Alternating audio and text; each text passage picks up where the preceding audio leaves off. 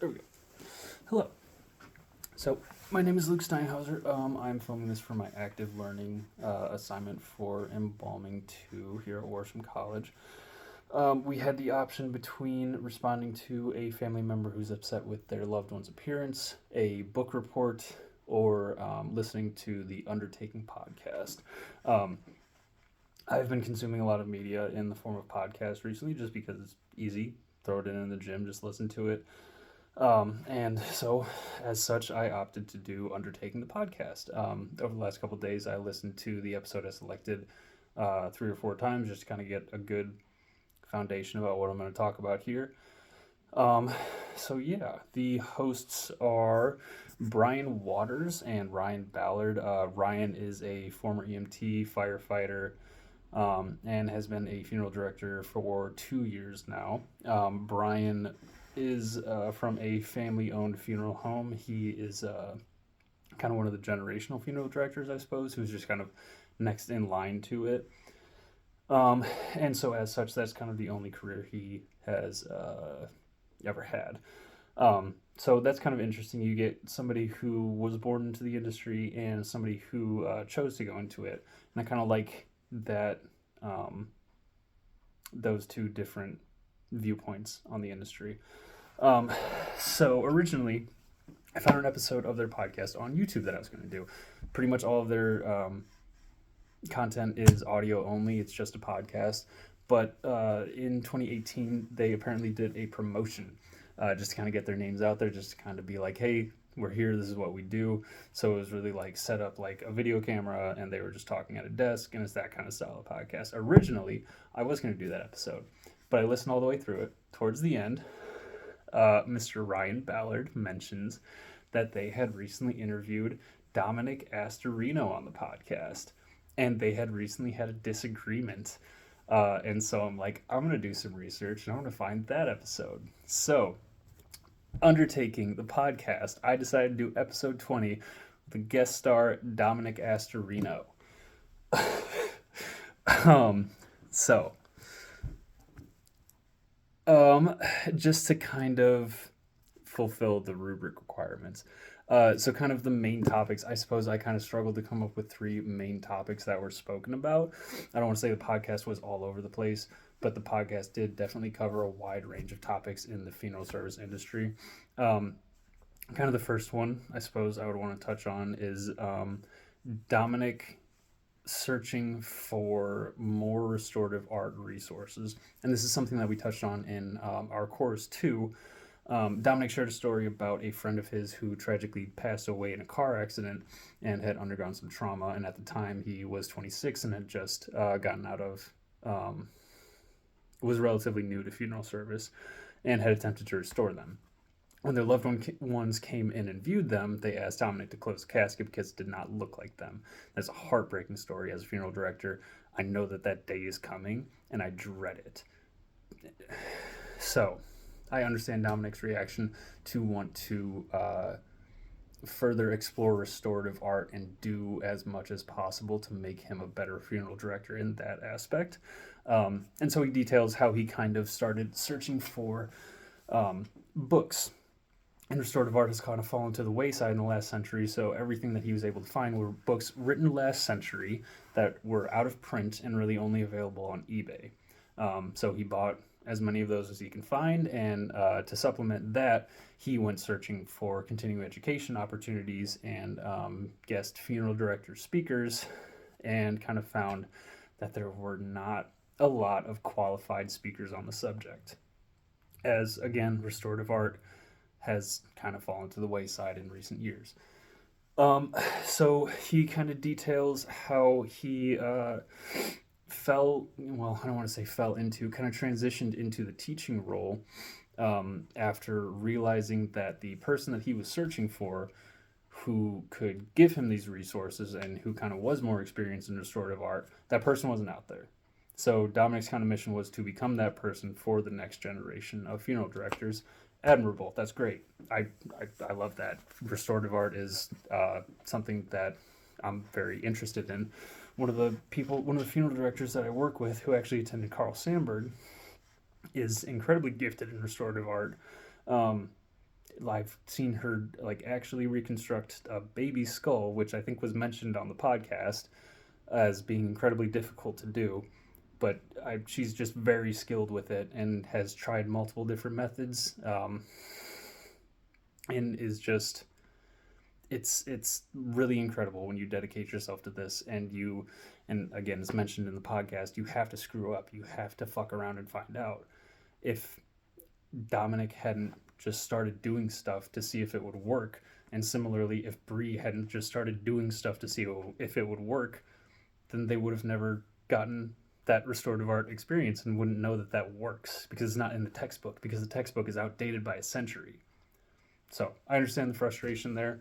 There's not a lot of resources available, and there's not a lot of continuing education available specifically pertaining to restorative art. And I suppose that's kind of the niche that Dominic is kind of trying to fill here. And that's admirable. That makes sense. So besides that, another main point that was kind of touched on, which kind of correlates with my last one, is communication amongst funeral directors. Dominic mentions that he's part of an online forum of funeral directors who kind of speak on a weekly to daily basis about situations they found themselves in as funeral directors, weird embalming techniques that they've tried out and have worked, new trends in funeral directing that have flown under the radar thus far. I think that that is fantastic. I don't think that resource, excuse me, not a heart attack. I think that's a great resource to have. Being able to pull on the ear of a fellow funeral director is kind of something that is not afforded to a lot of funeral homes. At the trade service I work for, we work for all the funeral homes, so we are talking to all the funeral directors. However, at the funeral home that I work for, I'm not talking to anybody. I'm talking to maybe one other funeral home and the funeral director that I work for. That's it. There's no communication. There's no lateral communication amongst funeral directors to be like, hey, I tried this thing. Give it a shot if you run into this situation. So yeah. And to kind of, social media was touched on in the podcast as well. Really the main point, as is always the main point with social media, is that it's a double-edged sword. There are funeral directors on Facebook, TikTok, who are popping up with millions of followers who just educate about the very basics of the mechanics of what embalming is and kind of a day in the life of the funeral director. Very general knowledge. That is great. That style of education is perfect. The public is curious about how these things get done. And as long as you're not violating privacy, I'm kind of like, yeah, ask your questions, put your educational videos up there. That's great. But on the other side of that double-edged sword, people are posting pictures of dead bodies. That's not okay. People are posting personal information. That's not okay. People are telling people who they embalmed the day before. Not okay. All of that stuff kind of makes it onto social media, and as a new generation of funeral directors moves into the industry, it's going to be dangerous. This new generation was raised with the phone in their hands. It's what they know. It's how they communicate with people. So there's going to be, I'm sure there are going to be some pitfalls to that, just with people posting inappropriate stuff. It's a good tool to educate. It's a bad tool to brag, I suppose, is kind of the best way that I would want to put it. Dominic's Trinidad and Tobago experience. This actually proved very helpful. I'm very glad that I decided working on this assignment when I did, because currently we're undergoing Module 8, and the trip to Trinidad and Tobago is specifically mentioned. And in the podcast, Dominic specifically mentions what sort of hazards the environment poses to a body. And that was a discussion question this week. Very happy I got that one. So yeah, the trip to Trinidad and Tobago, that is cool as hell. That is something I want to do. Dominic shared a story about how a funeral director down in Trinidad and Tobago reached out to him looking to see if he knew a funeral director who would be interested to move down there and train embalmers in the very basics of embalming. A few months go by, dude reaches out again. Dominic is like, I can do that. So literally next week he goes down there and he starts training these people on how to embalm. Trinidad and Tobago does not have great healthcare, does not have a great education system, and is thoroughly impoverished. So I cannot imagine the conditions that he was living in. However, the conditions that he was embalming in were pretty decent, honestly. Saw a few pictures of the prep room. It was in a few modules ago, but the prep room itself looks very nice. The equipment is nice, and that's all well and dandy, but Dominic touches on this too. The embalmer that was down there had a perfectly usable, I want to say it was like a Portaboy or something, but it was brand new in the box, and it was just sitting there. And they're using a gravity injector instead because they don't know how to set this machine up. So the point is kind of made that you can send as much money to impoverished communities as you want. You can send resources, but they're probably not going to know what to do with them. They need to be educated. They need education more than anything. So it's not really a funny point. It is just a, I guess, an irony that you can put the tools in people's hands, but you need to teach them how to use the tools first, is kind of my takeaway from that. So yeah, embalming down there had to have been very interesting, as there's a severe lack in PPE, there's a high rate of infectious disease due to lack of healthcare. It's a hot and humid environment too, leading to faster decomposition, and the government requires a death certificate to be signed before embalming can happen, which leads to pretty much everybody being left for 3 to 4 days. So the embalming conditions are not great down there. I would honestly be curious as to what parts of I understand they didn't go through a formal curriculum like we did, but I would be very interested as to what exactly Dominic taught them, how he altered his teaching style to fit the environment. That's what I want to know about. Because we're taught one way, but we're taught in kind of like, you will be embalming in a prep room. You're not going to have to wait 3 or 4 days. Every case is going to be different. You're going to have to be prepared for these. But these people are kind of embalming under a bit more of extreme circumstances where everybody is going to be 3 to 4 days down. Everybody is going to be semi-waterlogged. Everybody is going to be fairly decomposed by the end of that 3 to 4 days just due to the environment. So yeah, I'd be curious as to kind of what exactly about the curriculum was kind of altered there. I am over time, so we'll kind of do closing notes. The disagreement that was spoken of earlier, I don't know what Ryan is really on about. I suppose the disagreement is about who is and is not an expert in the field.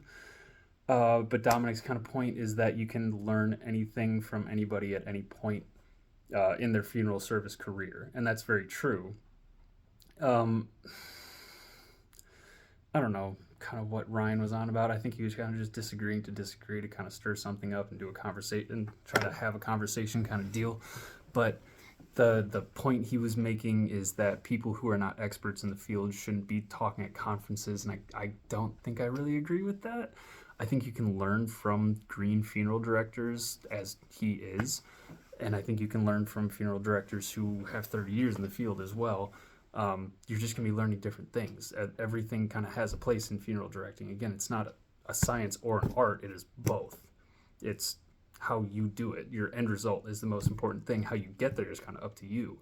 And that leaves you with a lot of wiggle room and a lot of room to experiment and be... I can't think of the word, but industrial, to fuck around and find out. That's what you have to do. So yeah, all in all, I really did enjoy this podcast. The two hosts seem to be a bit dry. They kind of let Astorino lead the entire thing, and he is honestly a fantastic speaker. He's able to weave a narrative throughout the podcast that really kind of wraps everything back together. The story of his friend from the beginning circles back to, honestly, a fantastic conclusion. So yeah, I want to do a bit more research into this podcast, maybe listen to a few more episodes, see if there's a little bit of variety here. But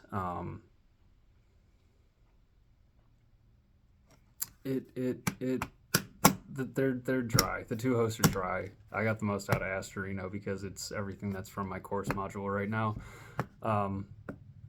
Yeah, it was an excellent podcast. It was very thought provoking. It reiterated a lot of what we've been studying this semester. But I think Ryan's just being intentionally inflammatory, and Brian's just kind of there. So yeah, all in all, that's my review.